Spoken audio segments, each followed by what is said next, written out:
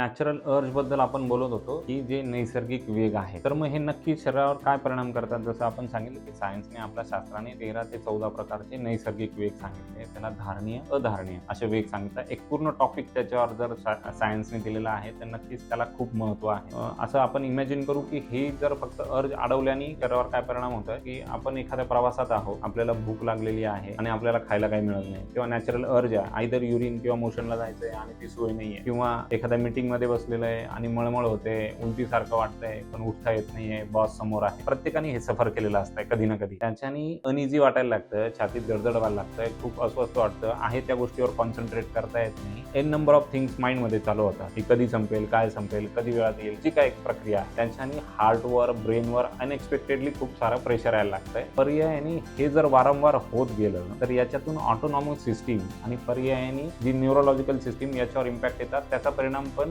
महत्वाचं heart related जे disorder आहे ऑटोनॉमिक नर्वस सिस्टीम मधल्या, जशा इरेग्युलर हार्टबीट किंवा टॅकिकार्डिया, इरेग्युलर जे काय हार्टबीट रिलेटेड ज्या पॅथॉलॉजी असतील त्या याच्यात इन्क्लूड होतात. पर्यायाने अगदीच टाईप 2 डायबिटीज पासून ऑटोनॉमस सिस्टीमच्या सगळ्या डिसऑर्डर याच्यात गणल्या जातात. हे आपण कसं समजू शकतो की हार्टबीट कसं वाढतं, किंवा मी याला काय म्हणतो की मी एक थोडक्यात म्हणून आपण आता सिम्पॅथॅटिक नर्वस सिस्टीमच्या पॅन्डेमिक मध्ये चाललेलो आहोत. कारण हे का स्टिम्युलेट होत राहतं रोज. फॉर एक्झाम्पल सकाळी उठलंय, मी आपल्या सकाळच्या याच्यात पण व्हिडिओत पण म्हटलं होतं की आपण लगेच मोबाईल हातात घ्यायला, काही मेल आला आणि आपल्याकडनं काही चुकलेलं असेल तर लगेच ती अल्फा, बीटा, गॅमा याच्यातून स्लोली जायला पाहिजे.